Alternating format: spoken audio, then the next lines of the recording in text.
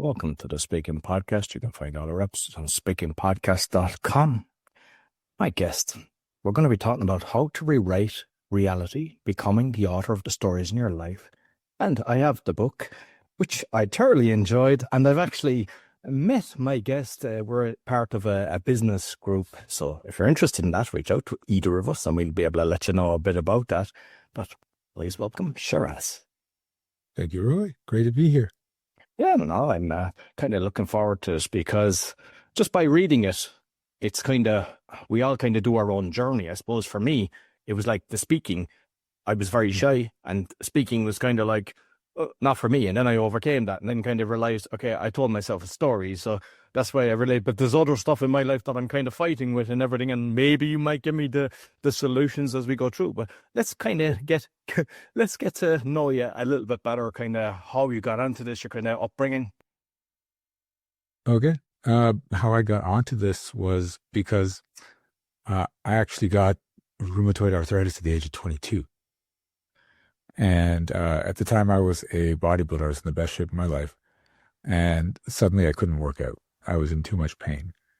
And the arthritis spread through my body until it was in every single joint. So there were like days where I couldn't eat because my jaw was so swollen. And so I had to sip my meals through a straw. So it was every joint and lots of pain. And I did everything you're supposed to do to get out of it, like medication, change my diet, supplements, trying method after method. Nothing seemed to work to change it, get rid of the arthritis. Until finally I worked with a mentor in a program called Combined Therapy. And he just talked to me for a few weeks about what was going on, what happened to my life, went all the way back to childhood. And I'm like, what has this got to do with getting rid of an illness? Like, why are we talking about when I was 6, right? And at the end of it, he said, you believe you're responsible for everyone in your life. And I'm like, no, I don't. Right? And he goes, yeah, I know you don't think that consciously, but from everything you've told me, the journey you've been through, you've created a belief that you need to be responsible for everyone. And I said, okay, I know I'm a responsible guy. I'm always the designated driver. I try to make sure everyone's taken care of, but being responsible for everyone just seems like a lot and overwhelming. And I said, and even if that was true, what's that got to do with arthritis? And he said, well, of course you don't want to be responsible for everyone. It's too much work. I went, obviously. He said, and if you're lying in bed in pain, you don't have to be responsible for anyone and you don't have to feel guilty about it. Your arthritis isn't your problem. It's your solution. And I'm like, that's messed up. Like, there are better ways to avoid responsibility. Why would I put myself through this much pain? My body's been deteriorating for 20 years. There's like no cartilage left. I'm grinding bone on bone. And you're saying it's to get out of responsibility. He goes, yeah, because it's not really the responsibility. It's the guilt that you can't take care of everyone. But now you have an excuse as to why you can't take care of everyone. That's powering you have to be responsible for everyone. So I thought about it and I said, okay, I've always been on the logical side of computers and science. And I said, logically speaking, all I have to do is say I'm not going to be responsible for anyone. And the arthritis should just go away like magically. And he said, yeah. I'm like, what? And he goes, if you believe deep down that you don't need to be responsible for anyone, then you don't need the arthritis. It'll just go away. And I'm like, okay, fine. I'm not going to be responsible for anyone else. And the next morning I woke up and there was no pain. There was no inflammation. I had more mobility. And I'm freaking out because it's been almost 20 years and I've tried everything and nothing worked. This guy says, stop being responsible. And my entire life changes. Like my entire reality changed. Now my body's been repairing itself. There's still damage there, but my cartilage has grown back. I have more mobility. I'm out of pain. I'm living a normal life. And as I looked into this, I found out this is not just about illness. We all have stories and we are protecting ourselves emotionally through stories.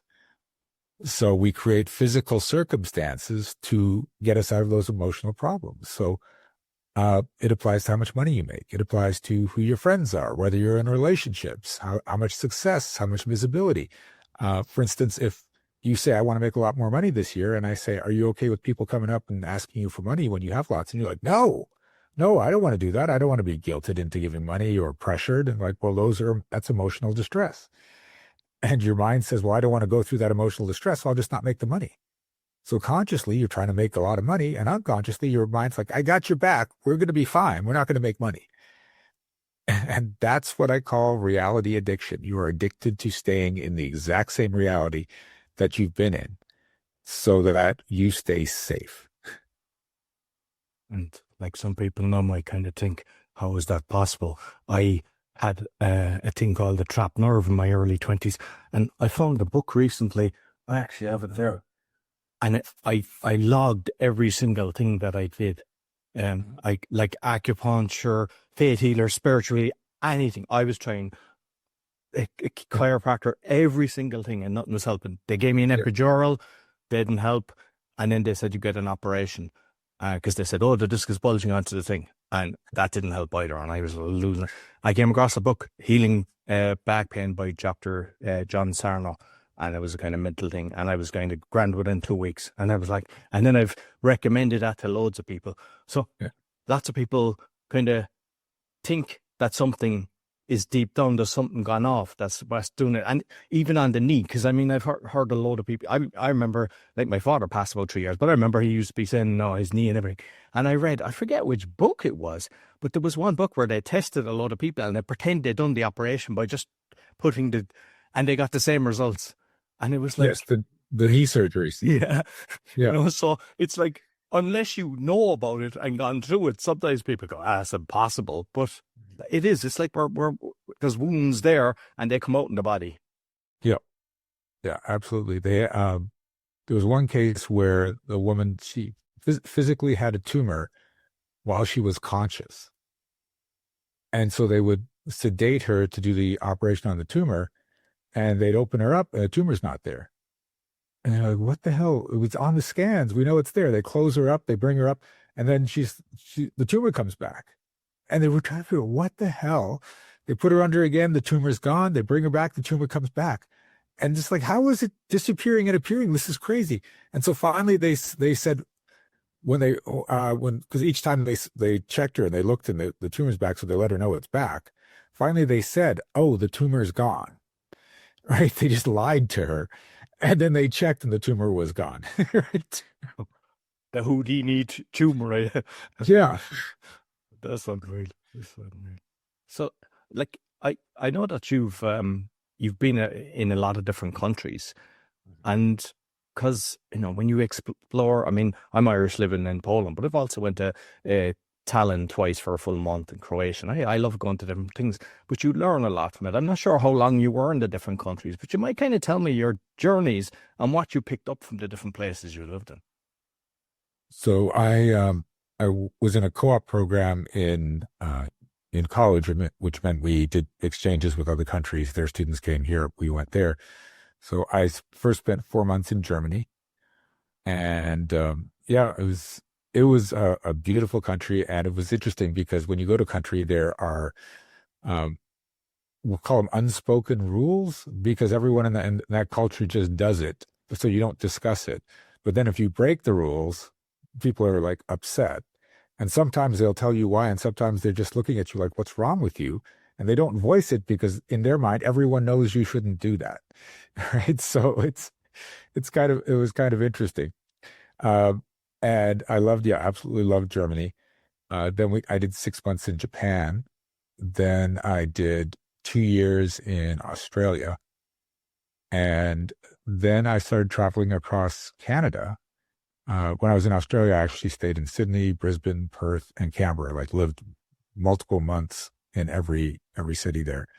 And then in Canada, I lived in Victoria, just south of Vancouver in British Columbia. I lived in Montreal. I lived in Halifax. I lived in New Brunswick, and I lived in Newfoundland. So just wanted to see the various provinces of my country. and spent anywhere from 6 months to 2 years in each of these places. And just found that the culture changes across the country as much as it changes across the world. So it's been fascinating, and I love traveling because as you discover new people and new cultures and the way they think, you also discover the commonalities. And uh, we if you haven't traveled, you have an opinion of people in another country that the French are this way, or like it. And when you get in there, it's just people, right? They're trying to live within a specific structure, but they're just people. They've got their hopes and their dreams and their flaws and their strengths, and you really fall in love with the rest of the world. And I think piece by piece, I've been getting this experience that I don't know if you've seen what the astronauts talk about when they look at Earth from space. And when you look at Earth from space, it's not like looking at a map. There's no borders. There's no color coding. There's no labels. It's just this one big organic place. And you're like, why are we dividing it? Why are we fighting about it? Like we're just this one organism basically living on a planet, and let's stop thinking the way we're thinking and just love each other. Absolutely. And I mean, you mentioned Germany. Remember growing up, it was always like German's bad, talking about the war and everything. And Yeah. I went to Berlin, I don't know how many years ago, but they were lovely, beautiful, loved it. Then I went to Munich, same thing. It's like you're told the story. And with the French, it's a bit different because I was in France. They hate the English, and I've witnessed that. But as soon as they know you're Irish, then it's all good, and they're mad about you. But it's strange how we hear a story and then we just go along with it, and then there's hatred. It's all about it. And just kind of touch about the borders and everything, because that's another story I heard about you, that what you experienced, and then kind of your own story onto that when you were going through border control, because I thought that was fascinating as well. Yeah. So I used to get stopped at every border I crossed. It started when I came back from a vacation with my friends to Brazil. And after we went through customs, a border agent came up and said, "We need to ask you extra questions." And so I called to my friends and said, "Hey, they need to ask us all these extra questions." And he's like, "No, not them, just you." And I looked, and my friends are all white and I'm black. And I'm like, "Oh, okay." So after that, whenever I crossed the border, if I drove across the Canada-US border, if I flew to other countries, even coming back to Canada, I got stopped and asked extra questions. I got my person searched. I got my luggage searched. And it was frustrating. It sometimes was humiliating. It delayed things. It cost me money. And it was just my life every single time. And there was one time I even went to Spain, to Madrid, and I'd finally crossed the border without getting stopped. And I thought, hey, things are changing, things are looking up. Except then I'm in the city, and an undercover officer comes up and asks me for my passport. And I'm like, what is going on? And he looks at my passport and he says, "You don't have a visa." I'm like, "Well, I don't need a visa. I'm from Canada. Canadians don't need visas." So he goes, "No, you need a visa." So he takes me to jail. And when he takes me there, I'm like with all these other black people that have just been thrown in jail. And they process us, and it involved going through all our stuff. There was actually a strip search we had to go through, which was humiliating. And it was just like, what is going on here with my life? And I was talking to one of my coaches about my border crossing stories, and he looks at me and like, the whole thing with what I teach is everything is stories. And he said, "Well, Shiraz, are you ready to step out of this story?" And I got really pissed because I'm like, this is not a story. This is racism. I've watched it. I'm just in a room full of all these other black guys that have been singled out and thrown in jail, right? It's real. It's what's going on. So don't tell me this is a story. And he said, "Shiraz, yes, racism's real. Racism's a bad thing. But what's going on with you is a story." And I'm like, "How is it a story?" And he said, "Well, because you don't get denied jobs because you're black, right? You don't get stopped in traffic because you're black. There's all these things going on with the typical black person living in this country that none of it happens to you. It's only crossing borders. That's a story." And I'm like, okay, I see where you're going with this, but every story has a benefit. It's protecting you from emotional distress, or it's giving you an emotional fix of some sort. And I don't see it. Right. So I'm frustrated, I'm humiliated, I'm tired. Like there's no positive outcome to this experience. And he looked at me and he said, Shiraz, when you tell your border crossing stories to people, you light up. And I'm like, what? And he goes, yes, you feed off their reaction to your stories, right? It feels like love to you. It's a source of entertainment to you, the reactions that they have to you being stopped over and over again. And you can't keep telling the same border crossing story because they'll get bored of it. So you have to keep creating new stories so you have new material so you can get your fix. And I was like, oh my God, I do love their reactions. The shock on their faces, like, oh my God, again, Shiraz, again. And so then I made a decision there, just like I did with the arthritis. I said, you know what? I can get love. I can get surprise reactions and this attention from success rather than struggle. So what if instead of getting it from being crossing borders and getting stuck, I got it from, oh my God, you had that success level. You had a great event. You've helped this person in a powerful way. And I made that decision. That's what I'm going to do instead. Because I knew now that I'd learned about reality addiction that every time someone did that, I got a dopamine hit, right? They were shocked. I get a dopamine hit. Look, see, I did it again. So I had to switch the addiction to something else. And I said, let's switch it to the success rather than the struggle, because that's the quickest way to switch your addictions and get into a new addiction. And so I did that, and I have never been stopped at a porter since then. Right. And my success has gone wildly up because I need my fix of, wow, you accomplished that? That's incredible.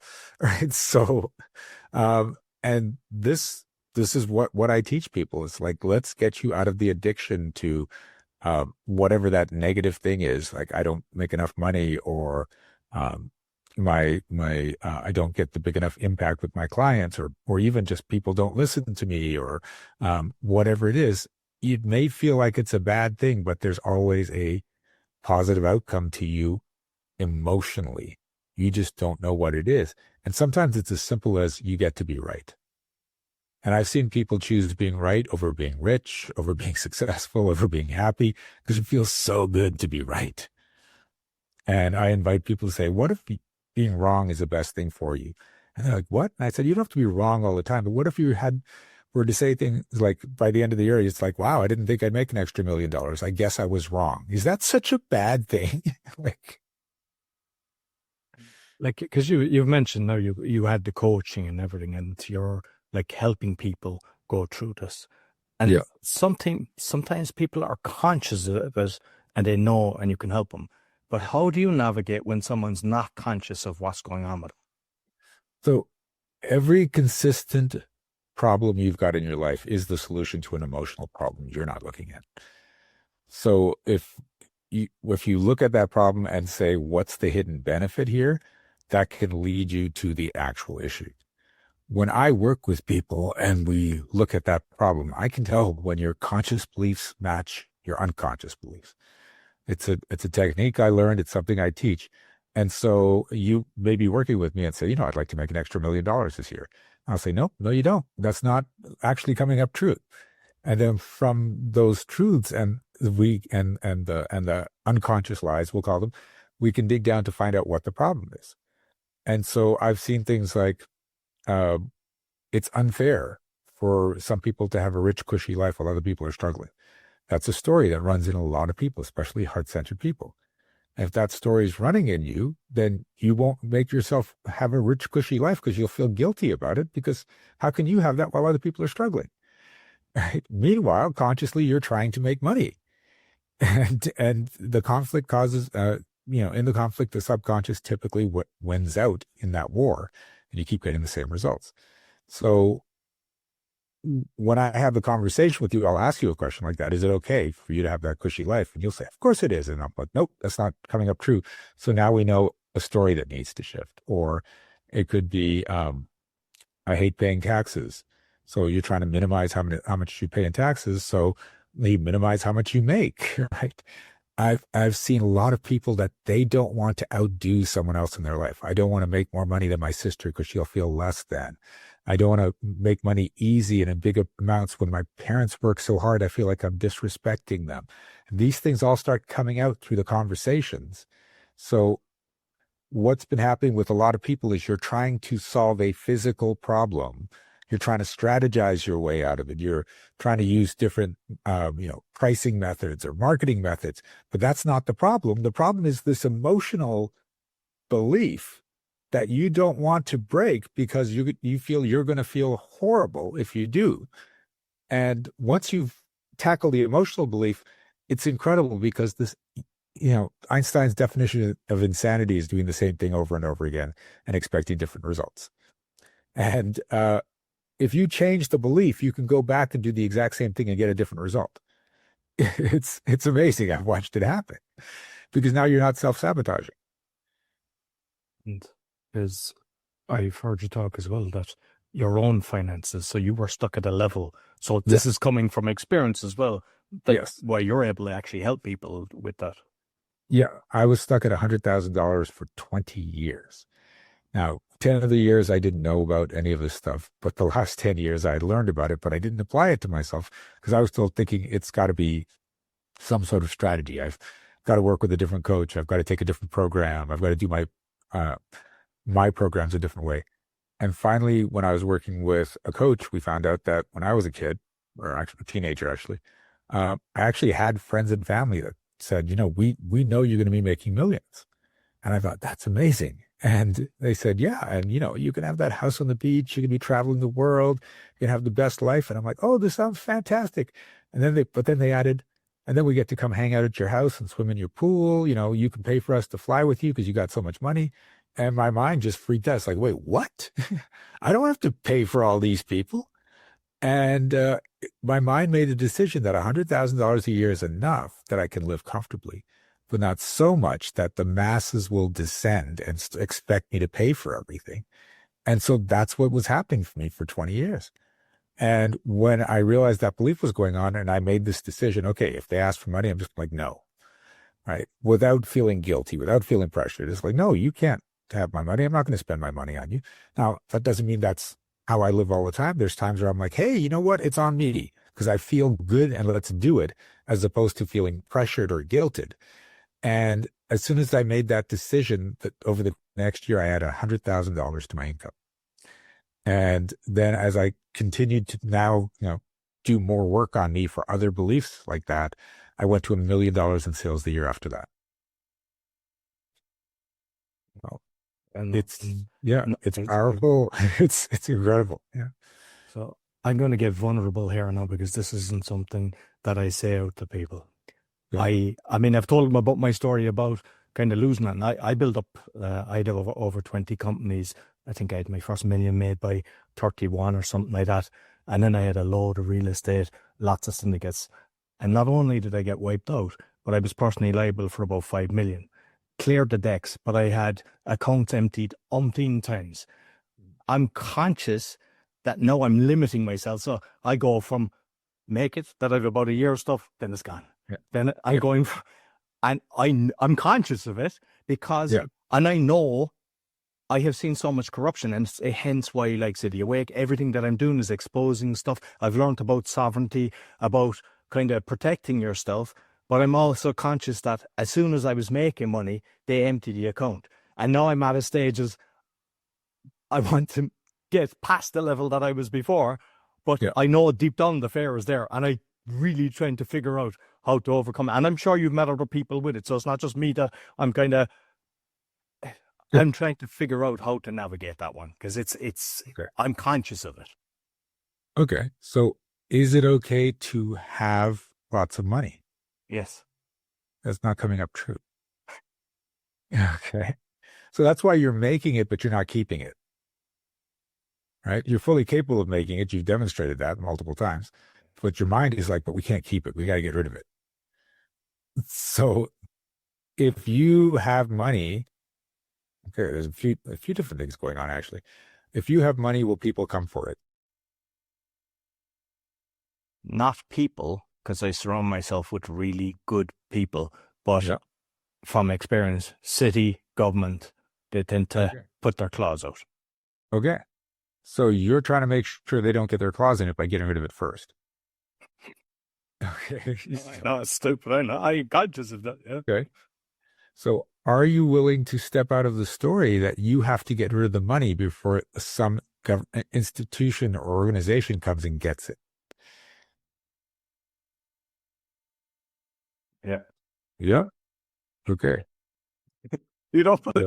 When people, this is one thing we didn't mention is when I do this and people start to shift and their beliefs start to change, I yawn and I cough. Okay.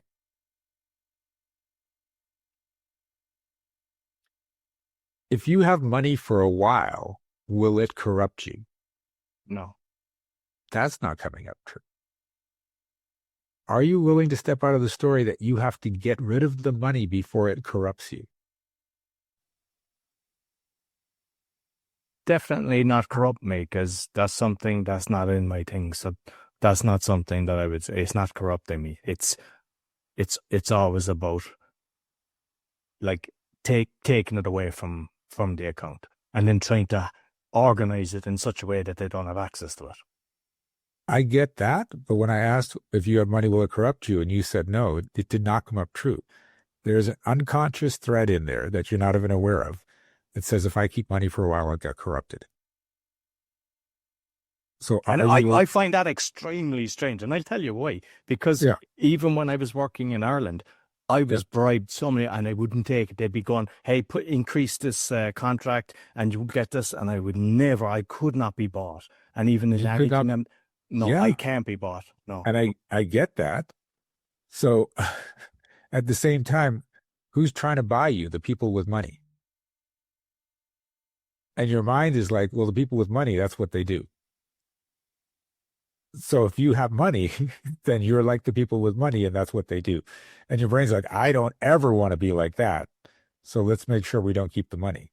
On the off chance that it might happen. This is the thing. It doesn't even have to be certainty. It just has to be this little sliver of, on the off chance that that might possibly happen at some point, let's shut it down.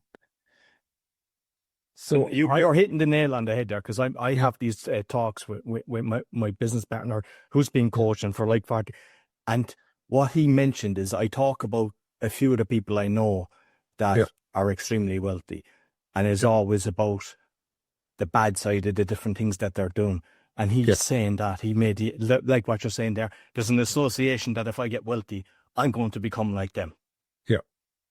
So are you willing to step out of the story that if you get wealthy, if you don't get rid of that money, you might become like them? Absolutely. And that isn't the story that I want. I know. Now here's the thing. That didn't actually shift. And when you answered me and you said absolutely, you went absolutely. No, I'm being totally honest. My friend, it's Arnold, who's the brain gym guy. He said that to me a few times. He's saying you're saying one thing and your head is doing the opposite. And he's caught me out loads of times. And I'm like, shit, what's this? So. Yeah. Because you're so passionate about not becoming like that, you're holding on to this belief. Because your mind thinks if I let go of the belief, suddenly it's going to happen, which is untrue, right? Because the belief is just keeping you stuck. It's like let's just get rid of the money because I don't want to feel that way of being that person that's greedy and is just trying to bribe people and to corrupt other people. So what happens is we got push energy and pull energy. So push energy is, I don't want this to happen. And this is where a lot of people are. I don't want to become corrupt. I don't want to be pressured. I don't want to be guilted. And so there's this push energy. And push energy locks you into the belief that you're in the situation you're in, because you think if I stop doing that, then the opposite will happen. Pull energy is where you're being pulled towards a great outcome. And so it's just like, hey, I'm going to have money and it's going to be fun and there's going to be so much freedom and I'm going to have so much joy. Now, you can only do one of these at any given time, right? So you can stop yourself from being corrupted or you can move towards joy. And so when you make the decision to stop being in push energy, now you can put all your energy into creating the joy of being wealthy. Right?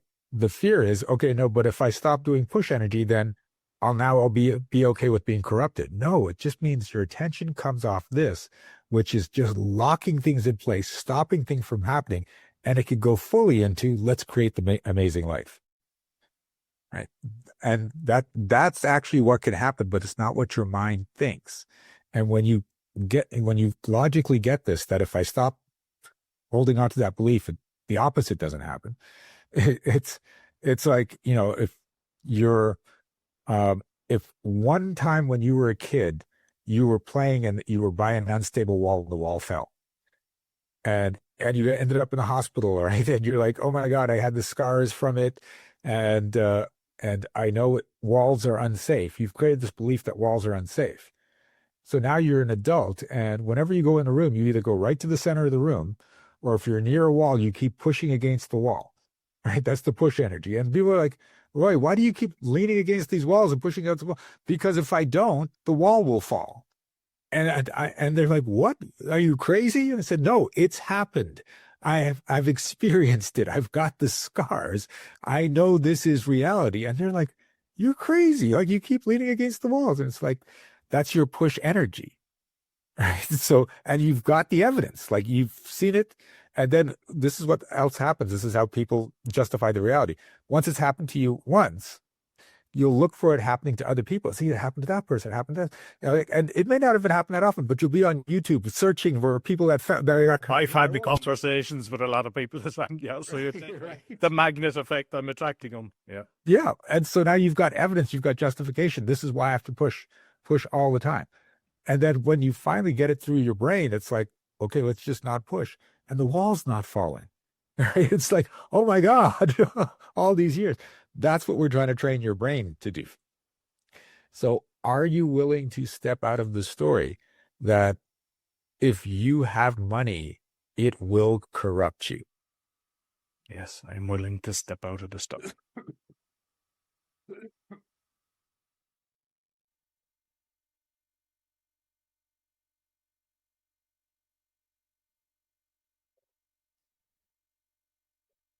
Ooh, yeah, that was a big one.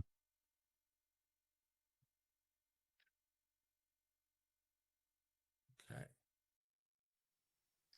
Are you willing? So, and this is the thing, because now it's still the push energy, so it's going to sound a little weird, but just go with me. Are you willing to step out of the story that you have to do whatever it takes to make sure you're never like those people that bribe other people and take advantage of them? Yes.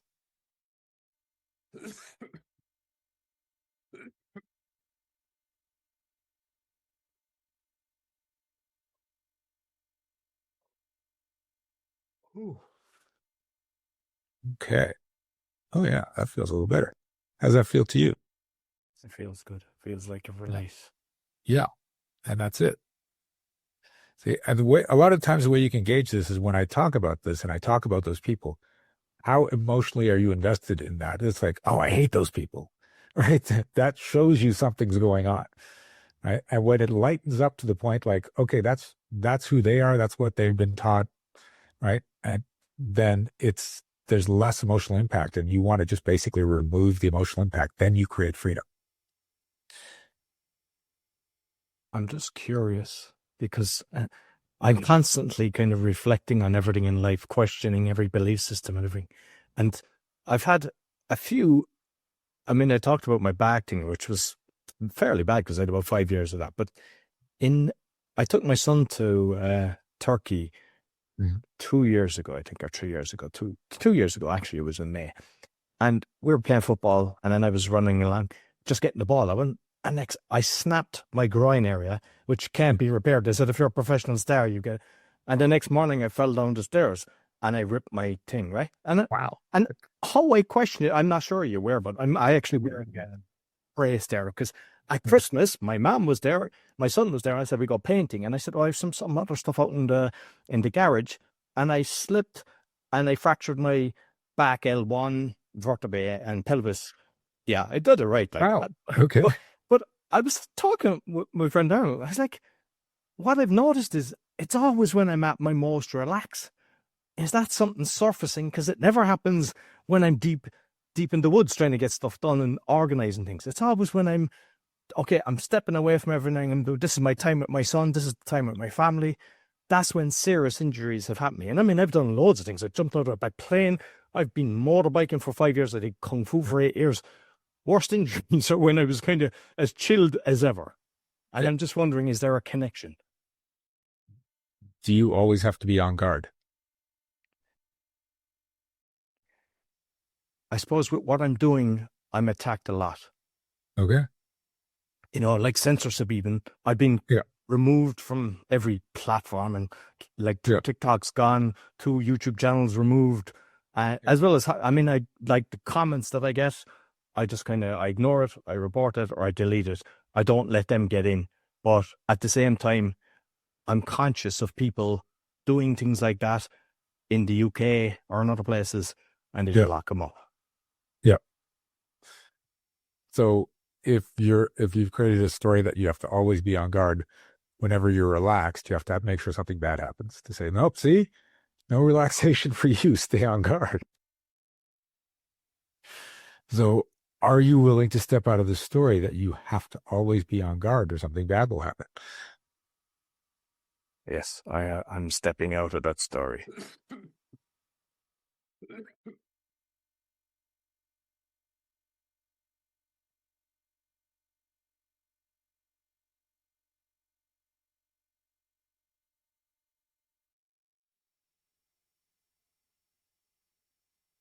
Yeah, because otherwise you'll live in a constant flight or fight response, and that's not good for your system. No, it's not. No, it's not. No. Yeah. Okay. Yeah, and it's interesting because people have this. There's a general story out there that if you don't worry about something, you don't care, and it's absolutely not true, because you cannot worry about it and still strategize about how to solve it.